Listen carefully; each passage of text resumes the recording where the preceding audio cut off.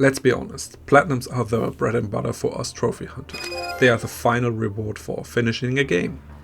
And there's one downside. We often focus too hard on that shiny reward. We easily forget what it's like to play games just for fun. I was the same in my early trophy hunting days, and I was arrogant as f***. Why should I play a game that hasn't a platinum trophy? It's not worth my time. I cringe hard when I hear that coming out of my mouth, and that is a good sign. In the past 2 years I have grown so much as a gamer and even more as a human being, and to be completely honest with you, I recently found a new and deep appreciation for games without a platinum. Why? Well, here are 5 quick reminders why games without a platinum are worth your time. They still have trophies, duh. Don't worry, you still get the dopamine kick when a trophy pops. I'm not cruel and suggesting games without achievements or trophies, but a game without a platinum? Be brave and try something new. Let's face it, they are less pressure. In December last year I did a backlog cleanup challenge and I got close to trophy burnout. I even earned a platinum in January, but I didn't enjoy it much. It felt like work, and so I stopped playing for a while. And then at the end of February, I just wanted to play something. No pressure, just to relax. And that's when a game about digging a hole showed up. Simple idea, mechanical fun, almost no story. And it was great. It honestly brought back that early feeling of just enjoying games for what they are. They often have unique ideas we don't find elsewhere.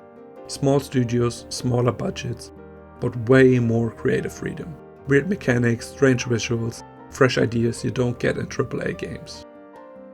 And they are also shorter, which after a 100-hour game feels refreshing.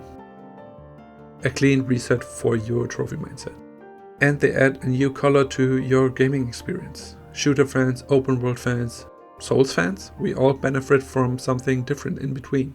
And maybe, just maybe, you'll find a new top 10 experience you never expected. Okay, so now that we have talked about why you should play a game without a platinum trophy, now let me recommend 5 games without a platinum that are 100% worth your time. Grow Home.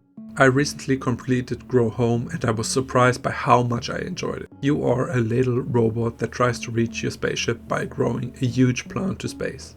My first introduction to it was in 2015, over 10 years ago. I remember enjoying the game, but at some point I stopped playing.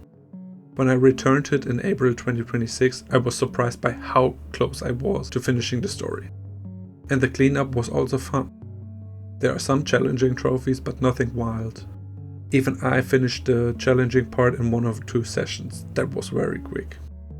Why should you play it? Well, the humor made me laugh. It's actually pretty challenging, and I had more than one deep fall.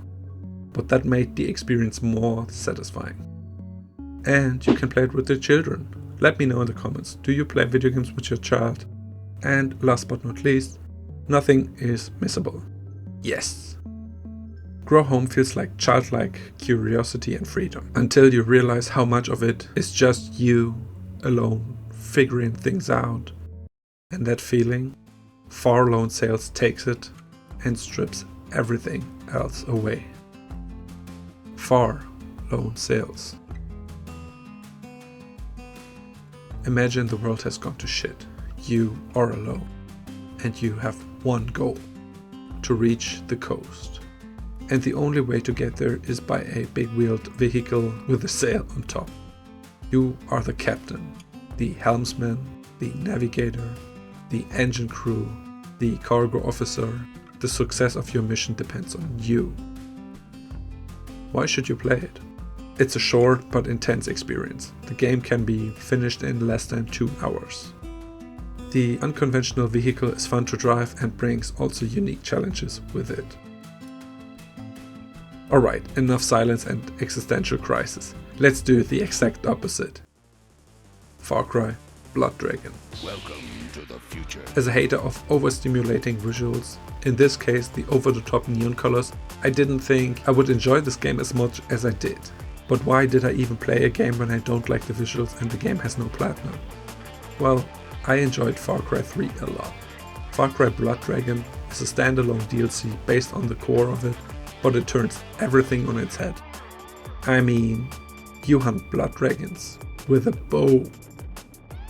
It can be bought separately and comes with a separate trophy list. You don't have to own the main game, although you should, now that they have released a 60 FPS patch and other updates to Far Cry 3 Classic. But back to Blood Dragon.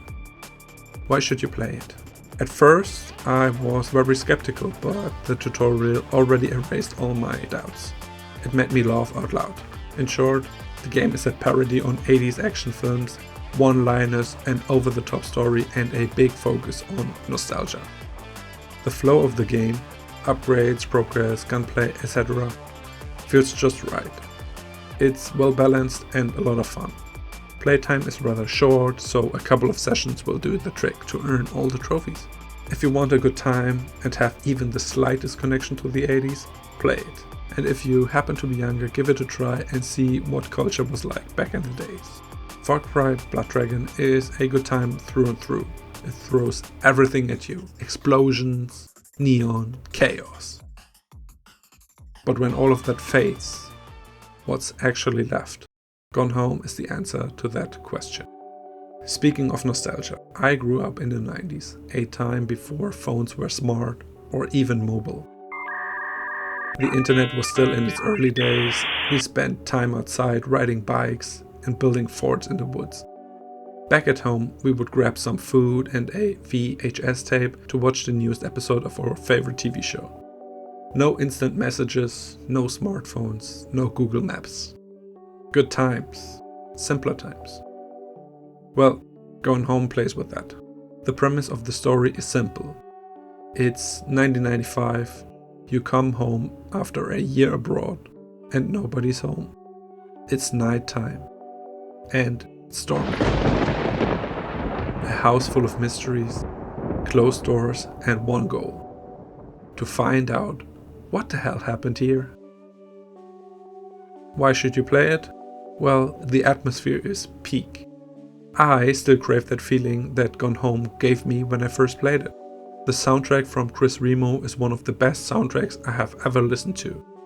Probably the most listened to soundtrack in my collection.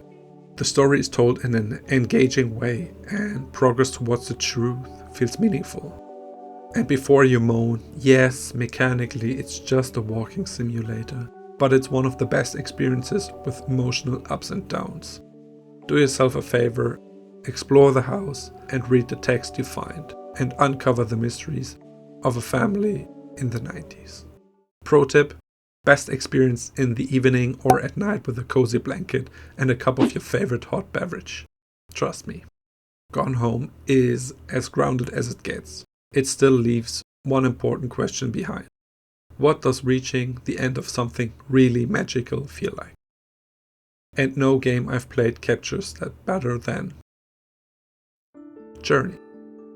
Journey is a classic in PlayStation history. You have probably heard about it, but in case you haven't, it's best experienced without knowing anything about it. In case you haven't played it yet, what are you doing? Why should you play it? The visuals are stunning and still feel fresh in 2026. The game has some very cool surprises up its sleeves. I won't spoil anything, of course. It's rare that a game doesn't need words to work its magic. Everything is intuitive, you get into a trance state, a flow that pulls you in and pushes you forward. Composer Austin Wintory is a big part of why Journey is so magical. Journey is not just relaxing, but also thought-provoking.